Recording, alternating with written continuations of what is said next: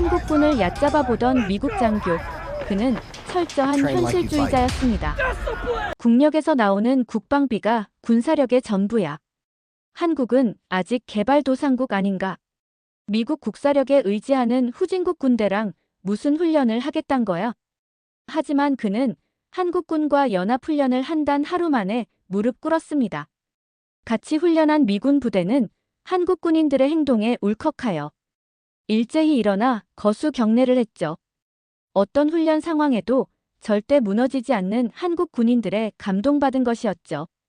이제부터 세계 최강 군대로 대우받는 한국 군인에 대한 사연을 소개해 드리겠습니다. 안녕하세요. 저는 윌리엄 랜디스, 나토 연합군 최고위 장교 중 한 명입니다.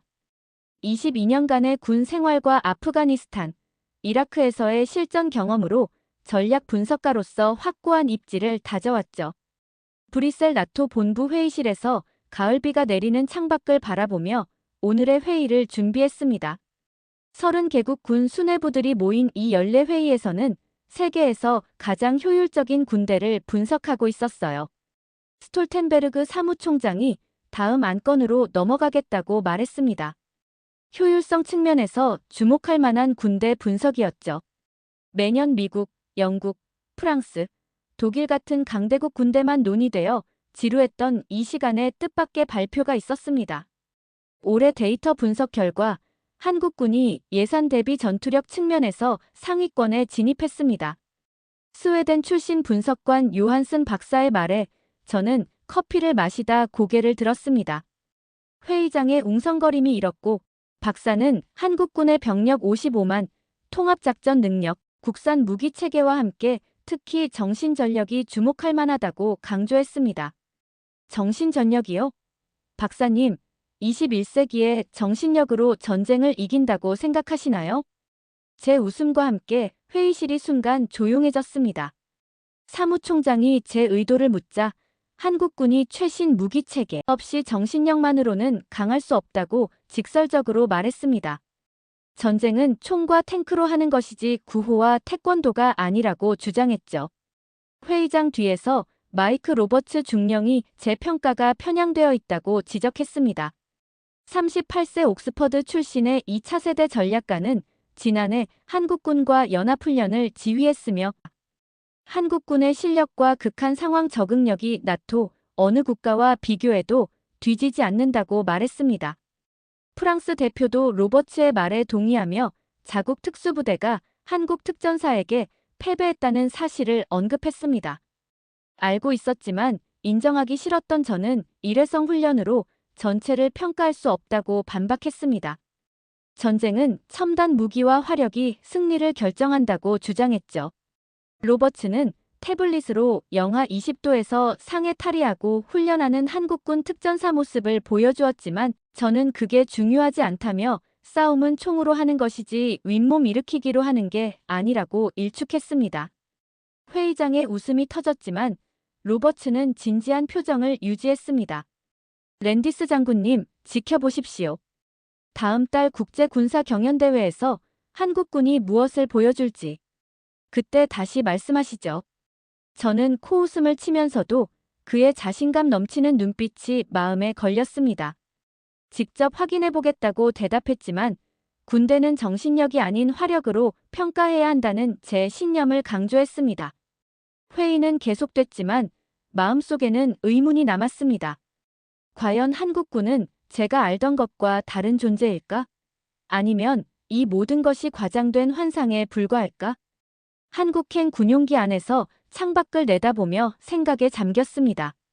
브뤼셀 회의 이후 나토 사령부가 저를 한국 나토 연합훈련 특별감독관으로 임명했는데 이는 마이크 로버츠의 건의였다는 소문이 돌았어요. 그가 저를 망신주기 위해 의도적으로 추천했다는 생각에 속이 쓰렸습니다. 조종사의 안내방송이 들려왔고 비행기가 낮게 선회하며 서해안 풍경이 눈 아래 펼쳐졌습니다.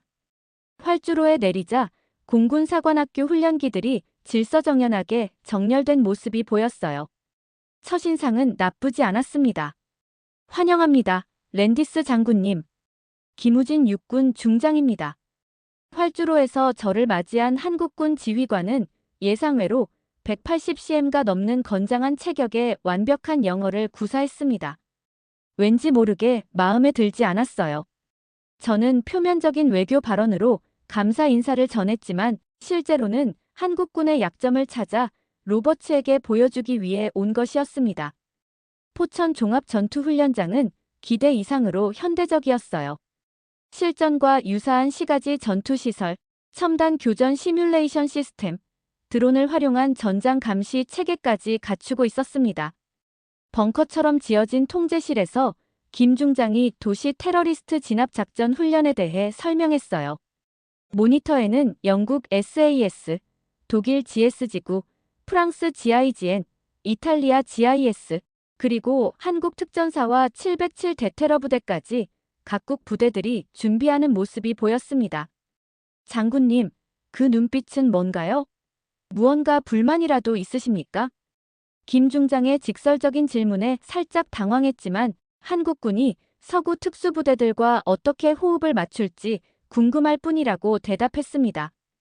김 중장은 그저 미소만 지었고 저는 그의 건방진 자신감이 느껴진다고 생각했어요.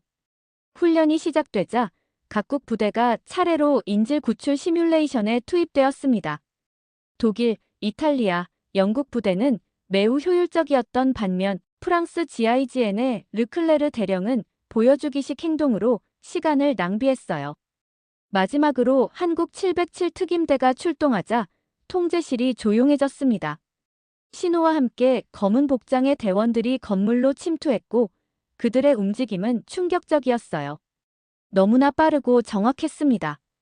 건물 진입부터 인질 확보, 테러리스트 제압까지 단 2분 17초, 다른 국가 부대들보다 최소 1분 이상 빠른 기록이었죠. 저는 말을 잇지 못했습니다. 모니터를 통해 본 한국군의 움직임은 제가 지금까지 본 어떤 특수부대보다도 정밀했으니까요. 김 중장은 제가 놀란 것을 보고 대원들이 이 코스를 하루 10번씩 반복하고 매일 12시간 훈련한다고 설명했습니다.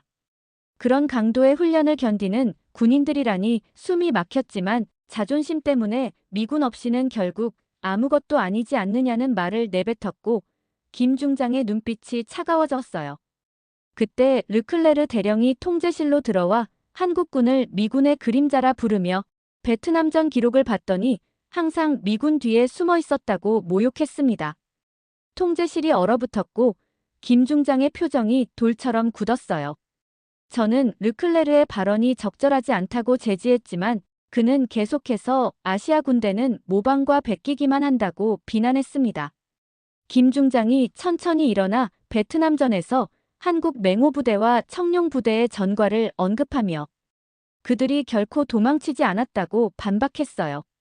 르클레르는 과거 이야기는 그만두고 현재 한국군의 실력을 보고 싶다며 비웃었고 김 중장은 바로 내일 실전에 가까운 조건에서 부대 간 대결을 제안했습니다.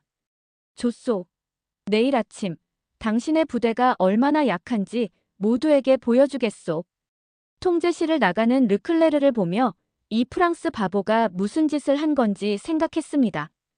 그리고 김 중장의 자신감 넘치는 미소가 왠지 불안하게 느껴졌어요.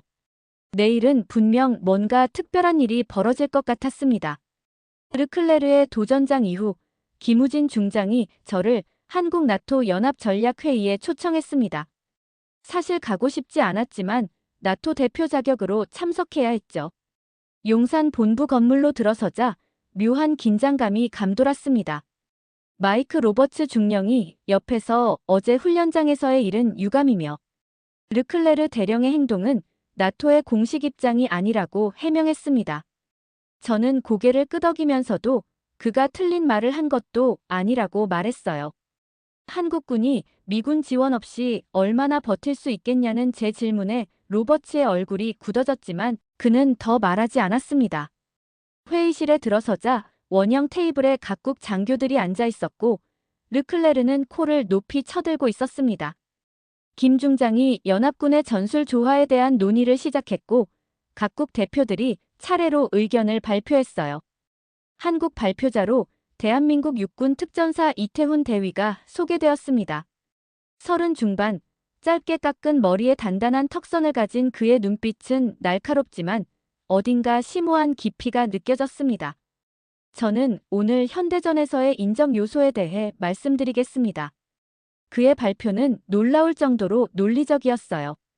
중동과 아프리카에서의 실제 전투 데이터를 분석해 무기 체계보다 인적 자원의 질이 승패를 좌우한다는 결론을 제시했습니다. 전투는 무기가 아니라 그것을 다루는 사람이 승리하며 첨단 장비도 운용하는 군인의 정신력과 훈련이 부족하면 무용지물이라고 강조했어요. 르클레르가 박수를 치며 일어나 이것은 멋진 이론 발표지만 낭만적인 생각일 뿐이라고 말했습니다. 실전에선 누가 더 강한 총을 가졌느냐가 중요하다고 주장했어요. 저도 같은 의견을 표했습니다. 이태훈 대위는 미소를 지었습니다. 놀랍게도 전혀 동요하지 않는 모습이었어요. 그는 무기의 중요성에 동의하면서도 페라리를 운전하는 초보자와 낡은 현대차를 운전하는 프로레이서의 비유를 들었습니다. 제가 대답하기 전에 그는 실전에서 가장 중요한 것은 상황 판단력, 적응력, 정신력이라고 설명했어요. 한국군은 6.25 전쟁 이후 70년간 전쟁에 대비해 왔으며 언제든 전면전이 발발할 수 있는 상황에서 훈련한 군대와 평화로운 환경에서 훈련한 군대는 근본적으로 다르다고 말했습니다. 르클레르가 코웃음을 치며 그래서 너희가 우리보다 더 잘 싸운다는 것이냐고 물었습니다. 이태훈의 눈빛이 변했습니다. 차분하지만 강한 의지가 느껴졌어요. 그는 르클레르에게 직접 모의전을 제안했습니다. 내일 예정된 훈련에서 그의 소대와 르클레르의 부대가 실탄 대신 훈련용 표식탄을 사용해 실제 전투와 유사한 환경에서 대결하자는 것이었어요. 회의장이 술렁였고 르클레르는 얼굴을 붉히며 자신의 GIGN 대원들이 한국군을 몇 분 만에 박살낼 것이라며 도전을 받아들였습니다. 김 중장은 내일 오전 9시 포천 전투훈련장에서 모의전이 진행될 것이며 제가 심판을 봐주면 감사하겠다고 했습니다. 뜻밖의 제안에 당황했지만 거절할 명분이 없어 공정하게 심판하겠다고 약속했어요. 회의가 끝나고 나오는데 이태훈 대위가 다가와 내일 훈련 후에 제 생각이 바뀔 것이라고 말했습니다. 그의 자신감이 넘치는 모습에 왜 이런 도전을 했는지, 패배하면 한국군 전체의 위신이 떨어질 텐데 물었어요. 그는 단호하게 자신들은 지지 않을 것이며 설사 지더라도 정당한 평가를 받는 것이 불공정한 편견보다 낫다고 대답했습니다. 그들은 실력으로 증명하겠다고 했어요. 그의 눈빛에서 단순한 자신감이 아닌 더 깊은 확신이 느껴졌고 처음으로 이 한국군 장교에게 흥미가 생겼습니다. 아침 안개가 내려앉은 포천 전투훈련장은 적막했습니다. 새벽 공기가 차갑게 폐부를 파고들었어요. 특별히 설계된 시가지 전투구역에는 귀한 손님들이 찾아왔습니다. 나토 사령부 고위 장성들과 한국군 지휘부가 관전석에 자리했죠. 오늘의 훈련은 다소 특별합니다. 무기 없는 생존 상황을 가정한 모의전입니다. 김우진 중장이 시뮬레이션 규칙을 설명했습니다. 내용인즉 양측 모두 무장 해제된 상태에서 시작해 주어진 환경만을 활용해 상대방을 제압하는 훈련이었어요. 승리 조건은 상대팀 깃발을 탈취하거나 상대팀 전원을 제압하는 것이었습니다. 이게 무슨 말도 안 되는 훈련이지? 실전에서 군인이 무기 없이 싸울 일이 있나? 르클레르가 불평했지만 저는 다른 생각이 들었습니다. 이 훈련은 극한 상황에서의 생존력과 즉흥성을 시험하는 중요한 평가였죠. 베트남전에서 많은 병사들이 무기를 잃고 생존해야 했던 상황을 떠올렸습니다. 르클레르, 이건 실전에서 충분히 벌어질 수 있는 상황이요. 최선을 다하시오. 나토팀은 저와 르클레르를 포함한 10명의 정예 특수부대원들로 구성되었습니다. 반면 한국팀은 이태훈 대위와 9명의 특전사 대원들이었죠. 시작 5분 전, 각 팀은 지정 위치로 이동하십시오. 훈련장 지형도를 마지막으로 확인했습니다. 시가지 건물들, 잔해더미, 수풀 지역, 그리고 중앙의 작은 개울까지. 모든 것을 머릿속에 새겼어요. 준비 시작. 경적 소리와 함께 훈련이 시작되었습니다. 나토 팀은 즉시 두 개 조로 나뉘어 공격과 방어를 병행하기로 했어요. 르클레르가 5명을 이끌고 정면 공격을, 제가 나머지 4명과 측면 공격을 맡았습니다. 한국군은 조직력은 있지만 창의성이 부족해. 정형화된 공격을 할 거야. 우리는 그들의 패턴을 파악하고 역이용하자. 처음 15분간은 우리가 우세했습니다. 한국군의 깃발 위치를 파악했고 르클레르의 팀이 견제하는 사이 제 팀이 측면에서 접근했죠. 한국군 대원 2명을 제압하는데 성공했어요. 내가 뭘 했어? 이들은 예측 가능해. 르클레르의 자신감 넘치는 무전이 들려왔습니다. 하지만 그때였어요. 상황이 급변하기 시작한 것은 집중하세요. 그들이 무언가 준비하고 있습니다. 훈련장을 지켜보던 불안감이 현실이 되었습니다. 갑자기 한국 특전사들이 보이지 않게 되었어요. 완벽하게 지형에 녹아든 듯 했습니다. 르클레르, 조심해. 한국군이 시야에서 사라졌어. 그런데 갑자기 르클레르의 무전이 끊겼습니다. 관측탑에서 보니 충격적인 장면이 펼쳐졌어요. 르클레르의 팀이 완벽한 매복에 걸린 것이었습니다. 한국군이 건물 잔해와 흙을 이용해 위장한 채 매복하고 있다가 르클레르 팀이 지나가자 동시에 공격한 것입니다. 이런 젠장. 더 놀라운 건 그들의 무기였습니다. 헬멧을 팔에 묶어 방패로 사용하고 벨트로 만든 올가미, 나뭇가지로 만든 창까지 주변 환경에서 찾은 모든 것을 무기화했어요. 불과 3분 만에 르클레르와 그의 팀 5명 전원이 제압당했습니다. 믿기 힘든 광경이었죠. 모두 집중. 우리는 아직 5명이 남았다. 깃발을 지키자. 남은 팀원들을 재정비하려는 순간 뒤에서 소리가 들렸습니다. 돌아보니 이태훈 대위가 홀로 서 있었어요. 랜디스 장군님, 이제 끝입니다. 고개를 돌렸을 때 충격적인 광경이 눈에 들어왔습니다. 제 팀원들이 모두 제압당한 채 바닥에 누워 있었어요. 그리고 우리의 깃발은 사라져 있었습니다. 이태훈은 미소를 지었습니다. 우리는 르클레르 팀을 공격하는 동안 다른 반이 물길을 따라 잠수해 당신들의 후방으로 침투했습니다. 귀하의 팀이 모두 전방을 주시하는 동안 말이죠. 훈련은 불과 25분 만에 종료되었습니다. 한국 특전사의 완벽한 승리였어요. 관전석에서는 침묵이 흘렀고 이내 한국 장성들의 박수 소리가 들려왔습니다. 이건 우연이겠지. 제 입에서 나온 말이었지만 스스로도 믿지 않았습니다. 이건 우연이 아니라 철저한 준비와 훈련의 결과였어요. 르클레르는 얼굴이 불그락 푸르락해져서 소리쳤습니다.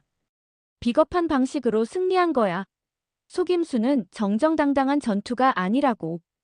이태훈 대위가 차분하게 대답했습니다. 대령님, 전쟁에서 중요한 건 규칙이 아니라 승리입니다. 적은 우리가 정정당당하게 싸워주길 기다려주지 않죠. 우리는 주어진 환경에서 최선의 결과를 이끌어낼 뿐입니다. 그의 말에 반박할 수 없었습니다. 저는 오랜 군 생활에서 익힌 직업적 본능으로 한국군의 전술을 분석했어요. 환경 적응력, 팀워크, 창의적인 문제 해결 능력, 모든 면에서 그들은 뛰어났습니다. 김우진 중장이 다가와 물었습니다. 랜디스 장군님, 어떻게 생각하십니까? 솔직한 감정이 올라왔습니다. 매우 인상적이었소. 한국군은 내가 생각했던 것보다 훨씬 뛰어났소. 처음으로 한국군에 대한 진심 어린, 아니, 이제 부정할 수 없는 인정을 표현했습니다. 김 중장의 눈에 미소가 번졌고 저는 이태훈 대위를 바라보았습니다. 그의 얼굴에는 자부심이 가득했지만 오만함은 전혀 보이지 않았어요. 이 청년이 정말 대단한 군인이구나. 처음으로 내 고정관념에 금이 가기 시작했습니다. 모의전 패배 이후 사흘째 되는 날이었습니다. 르클레르는 부하들을 데리고 이미 브뤼셀로 돌아갔지만 저는 남았습니다. 공식적으로는 한국 나토 합동 군사 프로그램을 관찰하기 위함이었지만 사실은 모의전 결과가 자꾸 머릿속을 맴돌았기 때문이었죠. 랜디스 장군님, 오늘은 특별한 장소로 안내해 드리겠습니다. 아침 일찍 숙소로 찾아온 이태훈 대위의 제안에 저는 호기심이 생겼습니다. 그의 진지한 표정에서 무언가 중요한 일이 있음을 직감했어요. 어디로 가는 건가, 대위? 우리 부대 내 기억의 전당이라는 곳입니다. 한미연합군의 역사가 담긴 곳이죠. 검은색 육군 지프를 타고 험준한 산길을 한참 달렸습니다. 창밖으로는 적막한 민간인 통제 구역이 펼쳐졌어요. 북한과의 국경에 가까운 곳이라는 걸 직감할 수 있었습니다. 저기가 우리 부대입니다. 산속에 위장된 군사기지가 나타났습니다. 겉으로 보기엔 평범한 산악 지형에 불과했지만 가까이 가자 정교하게 위장된 시설물들이 보였어요. 벙커와 무기고 훈련장까지 모두 주변 환경과 완벽하게 조화를 이루고 있었습니다. 부대 내 작은 건물로 안내받았습니다. 문을 열자 놀라운 광경이 펼쳐졌어요. 벽면 가득 한국 전쟁부터 베트남전, 그리고 최근의 파병, 임무까지 전쟁에 참여한 한국군의 기록이 전시되어 있었습니다. 이곳은 우리 선배 전우들의 희생을 기억하기 위한 공간입니다. 이태훈의 목소리가 경건했습니다. 한쪽 벽에는 6.25 전쟁 당시 전사한 한국군과 미군 장병들의 흑백 사진이 걸려 있었어요. 다른 쪽에는 베트남전에서 작전 중이던 한국군 특수부대의 사진들이 있었죠. 이 사진들 중에 당신의 가족이 있나? 네, 제 할아버지입니다. 이태훈이 가리킨 사진 속에는 젊은 병사가 미군 장교와 함께 서 있었습니다. 그들의 표정에선 전쟁의 고통 속에서도 빛나는 전우애가 느껴졌어요. 할아버지는 미 제7 보병사단과 함께 북진작전에 참여하셨습니다. 중공군의 기습 공격으로 고립되었을 때 미군 부상자들을 끝까지 책임지고 후송하셨죠. 그때 다리를 잃으셨지만 끝까지 임무를 완수하셨습니다. 가슴 한편이 묵직해졌습니다. 저도 할아버지가 한국전에 참전했던 이야기를 들은 적이 있었지만 그것이 이렇게 직접적으로 다가온 적은 없었습니다. 유리 케이스에는 다양한 유품들이 전시되어 있었습니다. 찢어진 군복, 피 묻은 태극기, 미군이 한국군에게 보낸 감사 편지들, 그리고 특별히 눈에 띈 것은 낡은 수첩이었어요. 이건 뭐지? 625 당시 최전선에서 전사한 이등병의 일기입니다. 마지막 페이지를 읽어보십시오. 떨리는 손으로 케이스를 열고 수첩을 집어들었습니다. 마지막 페이지에는 흘려쓴 글씨로 이렇게 적혀 있었어요. 내일 새벽에 공격이다. 살아남을 가능성은 적다. 하지만 나는 두렵지 않다. 내가 여기서 싸우는 것은 나의 가족들을 자유롭게 살 수 있도록 하기 위함이다. 내가 죽더라도 내 희생이 대한민국의 미래를 지킬 수 있다면 그것으로 만족한다. 가슴이 먹먹해졌습니다. 이 병사는 일기를 쓴 다음 날 전사했다고 했어요. 이분은 불과 19살이었습니다. 고등학교를 갓 졸업하고 입대한 소년이었죠. 침묵이 흘렀습니다. 그리고 이태훈이 말을 이었어요. 우리는 선배들이 목숨 바쳐 지켜낸 나라를 이어받았습니다. 우리의 정신은 단순한 애국심이 아닙니다.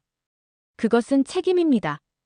그들의 희생이 헛되지 않게 할 책임, 그들이 지키고자 했던 가치를 계속해서 지켜나갈 책임이죠. 그 순간 제 머릿속에서 무언가가 무너져 내리는 느낌이 들었습니다. 지금까지 한국군을 평가절하했던 모든 생각들이요. 저는 숙소로 돌아가는 길에 깊은 생각에 잠겼어요. 제가 그토록 중요시했던 기술과 무기, 그것들보다 더 중요한 것이 있다는 걸 깨닫기 시작했습니다. 바로 그 기술과 무기를 다루는 사람들의 정신이었죠. 기억의 전당 방문 후 이틀이 지났습니다. 한국 나토 연합훈련의 마지막 단계가 시작되었죠. 산악 지형에서의 실전 훈련이었어요. 사흘간 식량과 물만 가지고 30km 산악 행군을 한 뒤 목표 지점을 점령하는 미션이었습니다. 이번 훈련은 실제 기상 조건에서 진행됩니다. 현재 기상청에서는 폭우 경보를 발령했지만 훈련은 계속됩니다. 실전에서 적군은 우리에게 좋은 날씨를 선물하지 않으니까요. 김우진 중장의 브리핑이 끝나고 각 소대별로 출발했습니다. 저는 나토 측 관찰관으로 참여했고 마이크 로버츠 중령도 함께였어요. 한국군은 이태훈 대위가 지휘하는 특전사 소대였습니다. 산악훈련이라 유럽 지형과는 완전히 다르군요. 한국에 사는 경사가 급하고 바위가 많아 도전적입니다. 로버츠의 말에 고개를 끄덕였습니다. 한국의 산세는 서유럽의 부드러운 구름과는 차원이 달랐죠. 거친 바위들과 가파른 경사, 그리고 울창한 수풀이 뒤엉킨 지형이었습니다. 훈련 12시간 차. 예보대로 폭우가 쏟아지기 시작했습니다. 시야는 5미터도 안 보였고 발 아래 흙은 질퍽거리며 미끄러웠어요. 정상적인 조건이라면 훈련 중단이 맞았지만 김 중장은 계속 진행하기로 결정했습니다. 이태훈 대위, 이런 기상 조건에서 정말 진행해도 괜찮겠나? 위험해 보이는데. 실전에서는 이보다 훨씬 위험한 상황이 발생합니다. 우리 부대는 이런 환경에 익숙합니다. 이태훈의 말대로 한국군 특전사들은 마치 물속의 물고기처럼 빗속을 누비며 진격했습니다. 그들은 특수 제작된 등산 장비로 미끄러운 경사도 능숙하게 오르내렸죠. 그때였습니다. 갑자기 산 중턱에서 우르릉 소리와 함께 산사태가 발생했어요. 산사태다. 모두 대피하라. 비명 소리와 함께 흙더미가 쏟아져 내렸습니다. 순식간에 행군 대열은 흩어졌고 통신도 두절되었어요. 정신을 차려보니 저는 바위 뒤에 가까스로 몸을 피한 상태였습니다. 로버츠 중령. 어디 있나? 주변을 살펴보니 대부분의 대원들은 무사했지만 로버츠가 보이지 않았습니다. 그리고 얼마 지나지 않아 무전으로 충격적인 소식이 들려왔어요. 로버츠 중령이 계곡으로 추락했습니다. 위치는 확인했지만 상황이 위급합니다. 산사태로 계곡에 형성된 급류에 로버츠가 휩쓸려간 것입니다. 그는 30m 아래 바위에 걸린 채 의식을 잃은 상태였고 계곡물은 빠르게 불어나고 있었어요. 구조 헬기는 이 기상 상황에서 접근 불가능합니다. 최소 3시간은 기다려야 합니다. 상황은 절망적이었습니다. 3시간 후면 계곡은 완전히 물에 잠길 것이 뻔했습니다. 내가 내려가겠습니다. 이태훈이 장비를 챙기며 말했습니다. 김 중장이 말렸어요. 위험해.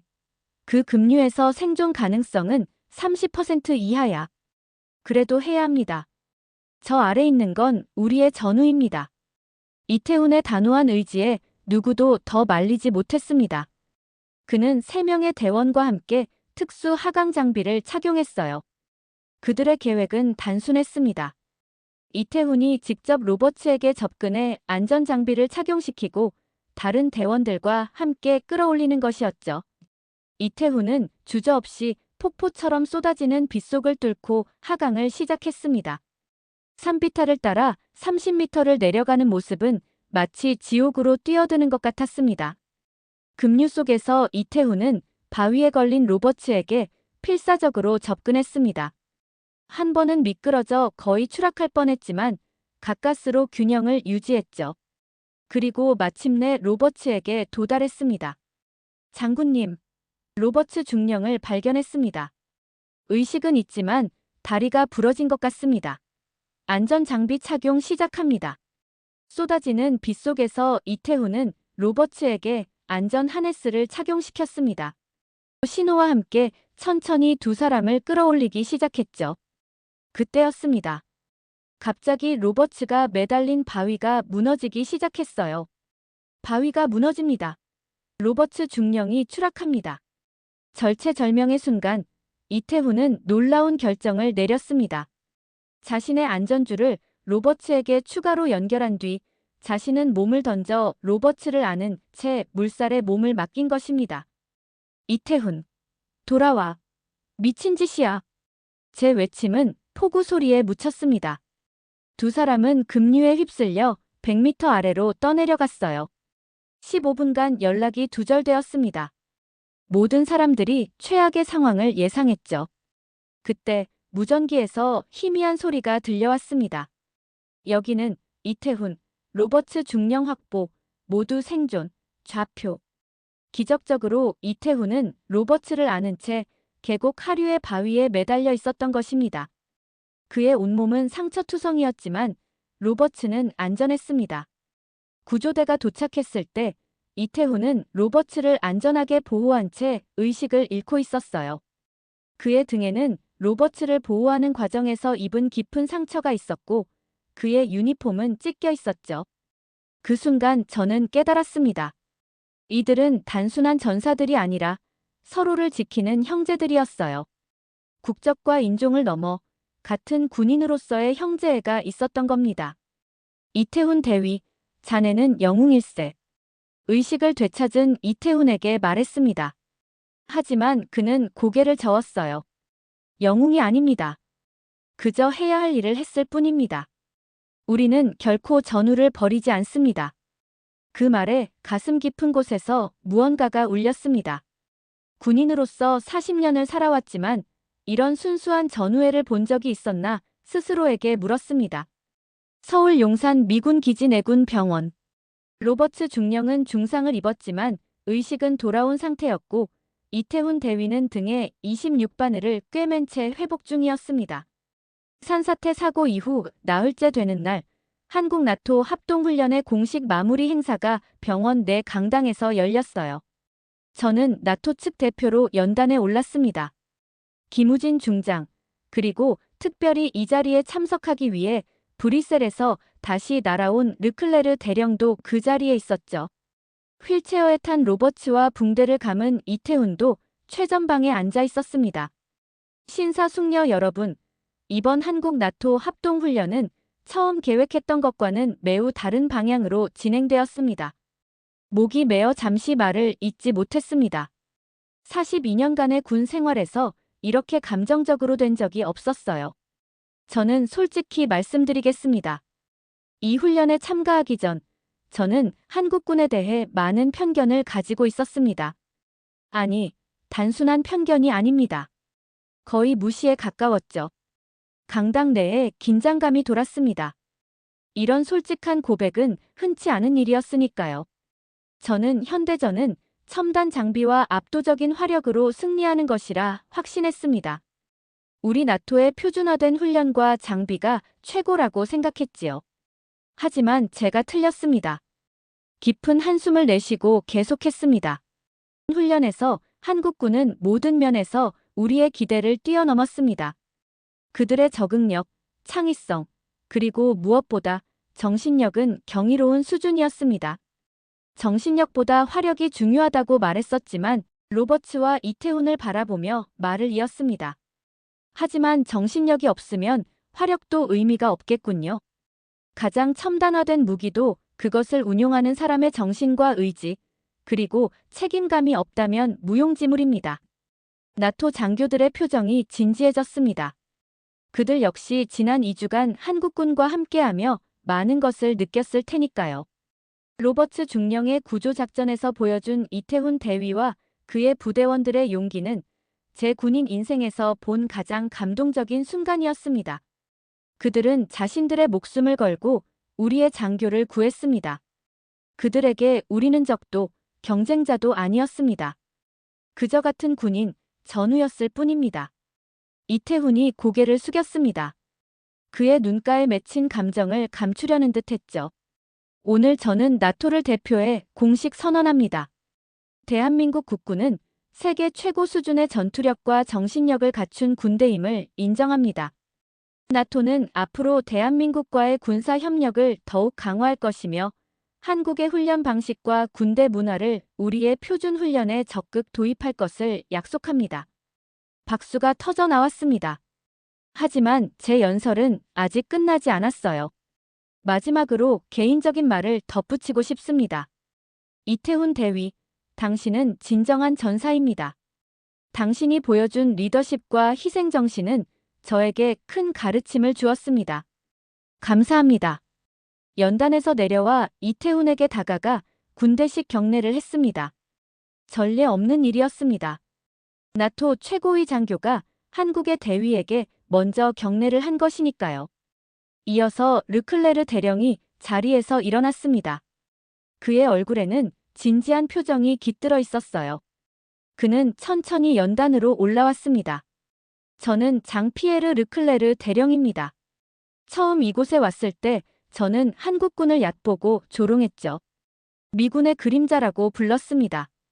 전투가 시작되면 가장 먼저 도망칠 거라고 했지요. 르클레르의 목소리가 떨렸습니다.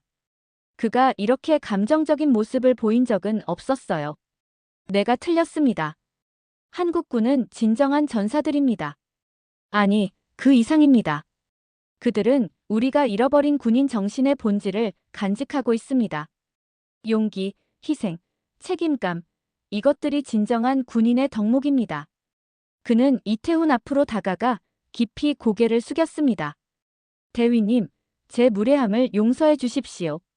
당신에게, 그리고 한국군 모두에게 진심으로 사과드립니다. 강당이 조용해졌습니다. 이태훈이 천천히 일어나 르클레르의 손을 잡았어요.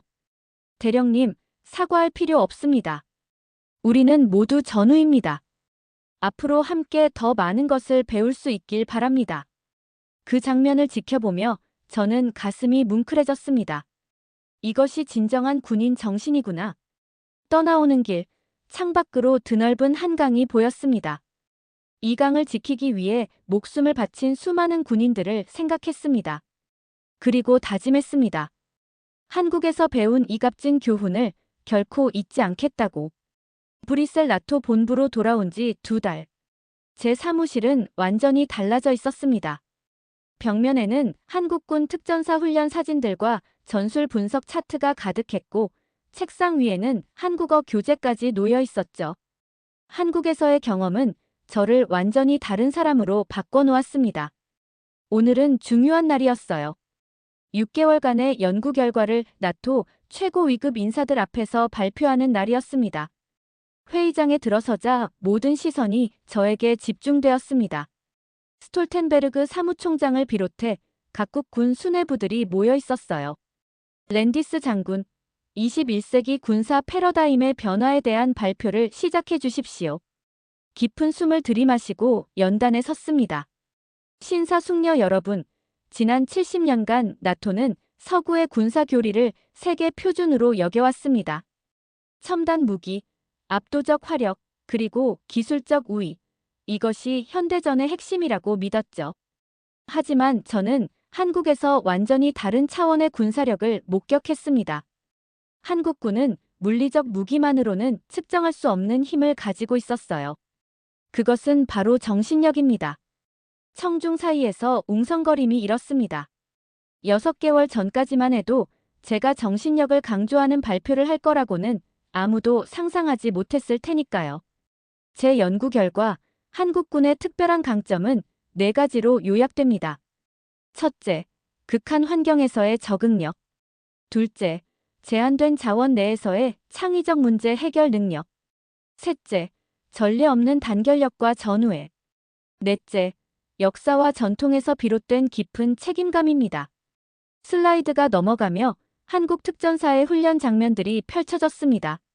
한국군은 독특한 지정학적 위치 때문에 늘 전쟁의 위협 속에 살아왔습니다. 그들에게 훈련은 단순한 연습이 아니라 생존의 문제입니다.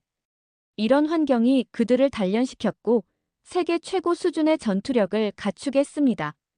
차트와 데이터가 화면에 나타났습니다. 제 연구팀은 지난 6개월간 나토 소속 20개국과 한국군의 훈련 효율성을 비교 분석했습니다.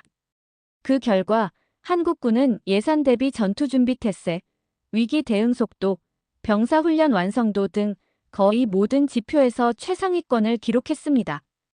회의장이 조용해졌습니다. 데이터는 명백했고 부정할 수 없었어요. 그러나 가장 중요한 발견은 이것입니다. 군대의 힘은 무기가 아니라 사람의 정신에서 나온다는 것입니다. 제 목소리가 흔들렸습니다. 이것은 단순한 연구 발표가 아니었어요. 평생의 신념이 바뀐 고백이었습니다. 유럽의 평화 속에서 우리는 점점 기계와 기술에 의존하게 되었습니다. 하지만 실전에서 승리를 결정짓는 것은 항상 인간의 의지와 정신력이었습니다. 한국군은 이 원칙을 한순간도 잊지 않았습니다. 저는 나토에 제안합니다. 우리의 훈련 방식을 근본적으로 개혁합시다. 한국군의 정신교육과 생존 훈련을 우리 시스템에 도입합시다. 이미 로버츠 중령과 함께 파일럿 프로그램을 시작했고 놀라운 성과를 거두고 있습니다. 발표를 마치자 회의장은 침묵에 잠겼습니다.